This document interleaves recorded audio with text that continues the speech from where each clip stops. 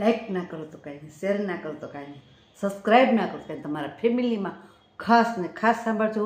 તમારા બાળકોને સારા વિચાર, સારા સંસ્કાર મળે એવી મારી નમ્ર વિનંતી છે. આપણે આવ્યા છીએ 35મી વાર્તા, બીજો ભાગ. જીવન ઘડતરના પ્રેરક પ્રસંગો. એના લેખક છે હરીશચંદ્ર અને વાર્તા આવ્યા છીએ બીજો ભાગ. આ મેં વાર્તા રોતા રોતા વાંચી હતી. ધ્યાન રાખજો, મારા આંખમાં આંસુ આવી ગયા. એનું દુઃખ મારાથી સહન ના થયું. એની નાનપણમાં એટલી કષ્ટી પડી હતી ને કે વાત જ જવા દો. જો આપણા બાળકને એ પરિસ્થિતિમાં પસાર થયું હોય ને તો આપણને થોડુંક યાદ આવે.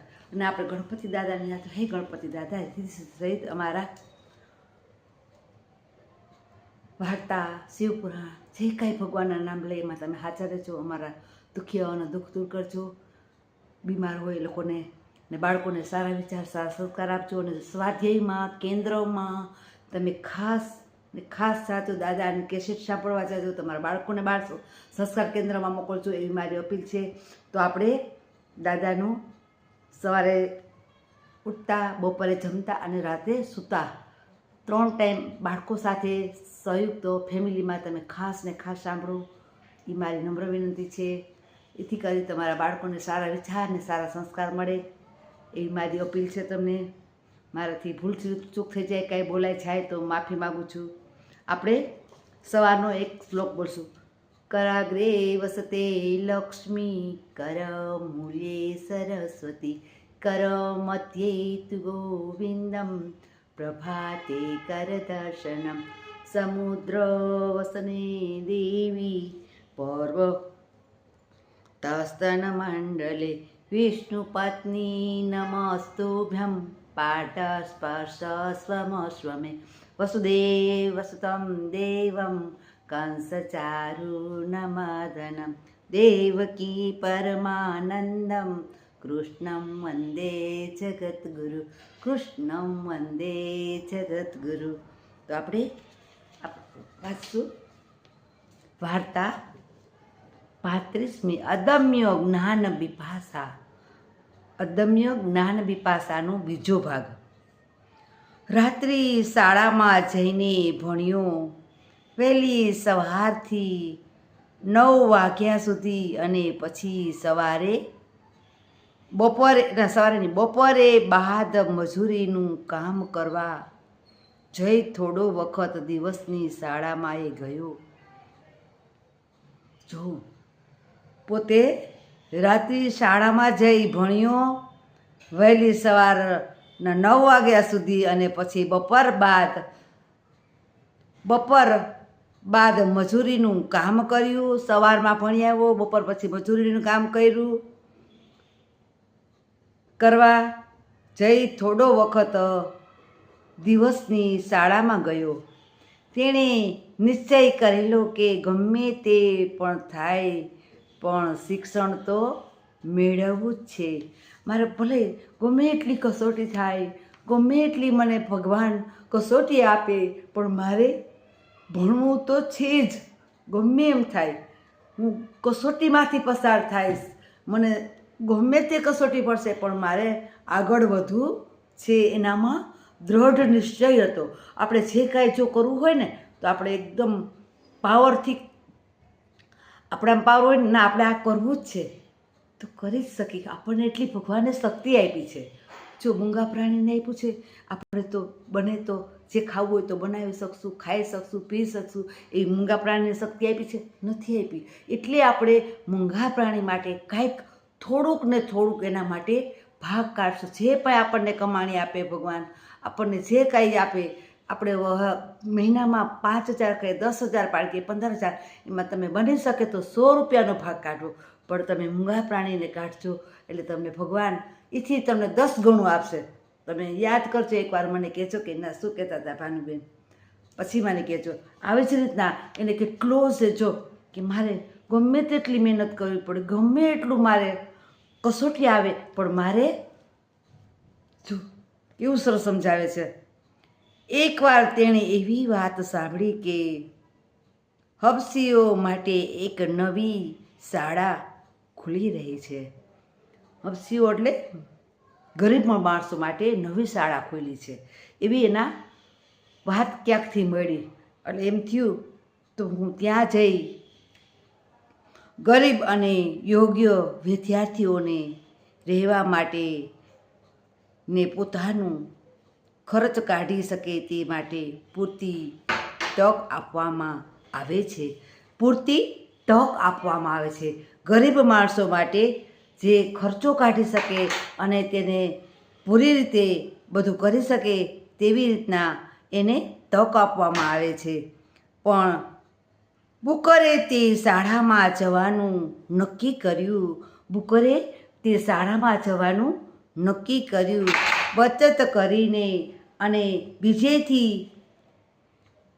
બીજેથી થોડા પૈસા ભેગા કર્યા.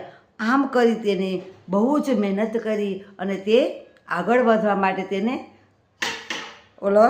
હિંમત કરી કે અને તે પોતે આગળ વધ્યો અને નક્કી થયું કે બચત કરી અને ગમે તેમ થાય મારે ભેગું કરવું જ છે. અને થોડા પૈસા બચાવી અને તે પોતે તો તે શાળામાં ગયો. શાળામાં જઈ અને પરંતુ આ નવું સ્થળ 500 માઇલ દૂર હતું. આ નવું સ્થળ 500 માઇલ દૂર હતું. અરે એ તો બી કે અરે બાપરે, આટલા માઇલ સુધી મારી પાસે તો પૈસા નથી, હું કેમ જઈશ? 500 માઇલ એટલે એ તો બિચારો વાં ગયો તો એના પાસે ભૂખે તરસે માંડ પહોંચ્યો તો. અરે આટલા દૂર હું કેવી રીતના જઈશ? એને તો અંદરથી આઘાત થઈ ગયો. પણ તોય એને એમ થયું મારે ગમે તેમ થાય, ગમે એટલી કસોટી પડે પણ હું ભણીશ તો ખરી જ. એને અંદરથી દ્રઢ વિશ્વાસ. અરે માઇલ દૂર હતું. બુકર તો ઘેરથી તો નીકળ્યો પણ તેની પાસેના પૈસા ગાડી ભાડા માટે પૂરતા થયા તેમ નહોતા. એટલે વચ્ચે પગે ચાલ્યો અને ભૂખ વેઠી ક્યાંક મજૂરી કરી અને પણ અનેક કષ્ટો વેઠીને છેવટે પેલી શાળામાં પહોંચ્યો. અને એ શાળામાં એ ભણવાની સાથે તેણે કોઈને કાંઈ જ કામ કરી પેટ્યું અને કાઢ્યું, છતાં પુષ્કળ તંગીમાં તે દિવસો વિતાવવા પડતા હતા. તેને તંગીમાં દિવસો વિતાવવા પડતા હતા. જો બુકરને કેટલી કસોટી પડી કે પોતે એક તો એ મજૂરી કરતો, સવારે ભણવા જતો અને બપોર પછી મજૂરી કરતો. અને આ જે સ્કૂલ હતી, જે ભણવાનો ખર્ચો, રહેવાનો ખર્ચો બધો જ ફ્રીમાં હતો ગરીબ માણસો માટે. તો એને એમ થયું કે આટલું બધું દૂર છે તો હું કેવી રીતે જઈશ? એને તો અંદરથી કે ના ભલે હોય પણ ગમે એમ થાય મારે તો જવું જ છે એમ. તો પણ તે પોતે ઘેરથી નીકળ્યા અને પણ તે પાસે પૈસા પણ ગાડી ભાડાના નહોતા. એના ખીચામાં 5 રૂપિયા નહોતા. એની કેવી પરિસ્થિતિ, એ કઈ પરિસ્થિતિમાં પસાર થયો? જો ભગવાન આવું નાનપણથી દુઃખ આપે તો એને મોટો થાય અને આગળ વધે તો એને આગળની કસાની ભૂલાય.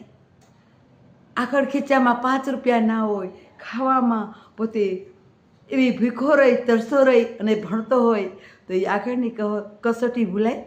ન ભૂલાય. અને પોતે આગળ જઈ અને આગળ વધ્યો હોય. ભગવાને જો કષ્ટી આપે છે ને તો ભગવાન ક્યારેક એના સામું પણ જોવે છે, દુઃખે આપે છે અને સુખે આપે છે. તો ભગવાન એમાંથી જે કોઈ દુખ્યા હોય, એવા ગરીબ માણસો હોય, તમે એની વેરે રહેજો, એને દુઃખમાંથી પસાર કરજો, એવી તમને મારી અપીલ છે. બધા જ સરખા નથી હોતા. અમુક કરોડો અબજો રૂપિયા હોય છે.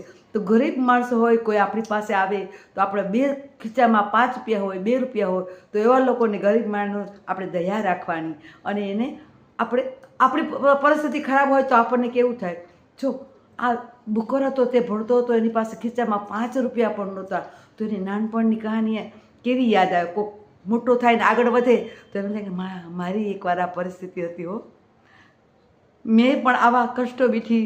અને એની પરિસ્થિતિ ખરાબ હોય તો એ પોતે લાંબો હાથ કરે ને, નકર કોઈ પાસે લાંબો હાથ કરે કોઈને ના થાય, કોઈને હરખ ન થાય, બધાને જ માનવાલું હોય.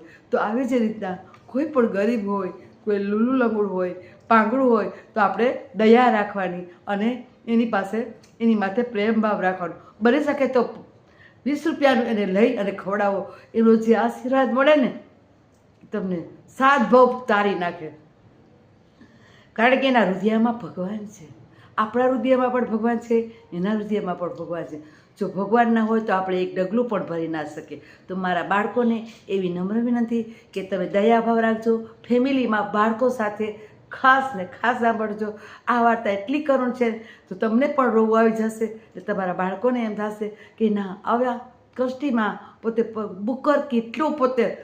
હજી એક ભાગ છે, આવતા વખતે આપણે લેશું, અને 2 ભાગ લીધા છે તો એક ભાગ આવતા વખતે લેશું. તો ભગવાનને કહી અમને પણ શક્તિ આપજો કે કોકના દુઃખમાં ભાગ લઈ શકી અને કોકના ઓલામાં દયાભાવ રહે. ખાસ ને ખાસ વાંચો એવી નમ્ર વિનંતી છે. ફેમિલીમાં તમે સંયુક્તમાં ભાનુબેન દિલીપભાઈ સર્ચ કરજો તો ટીવીમાં પણ તમે જાહેરમાં જોઈ શકશો અને તમારા બાળકોને સારા વિચાર, સારા સંસ્કાર મળશે.